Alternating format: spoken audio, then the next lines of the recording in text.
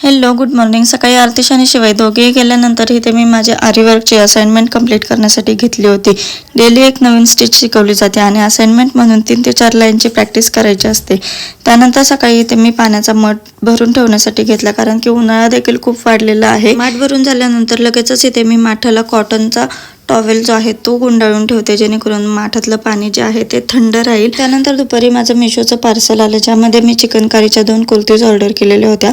दोन्ही छान होत्या, कलर वगैरे सगळं छान होतं, पण साईज इश्यूमुळे मला दोन्ही रिटर्न कराव्या लागणार होत्या, कारण की साईज मला थोडीशी मोठी वाटत होती. त्यानंतर संध्याकाळी शिवायची फ्रेंड रिया तिची गाडी घेऊन घरी आली होती आणि शिवायला तिची गाडी जी आहे ती अजिबात द्यायची नव्हती आणि यावरच दोघांचं भांडण चालू होतं. संध्याकाळी ऑफिसवरून येताना आतिशने पाणीपुरी आणि एसपीटीपी आणली होती. त्यातल्या त्यात एसपीटीपी जी आहे ती माझी खूप जास्त फेवरेट आहे. आतिशने ते फटाफट ती आम्हाला तयार करून दिली.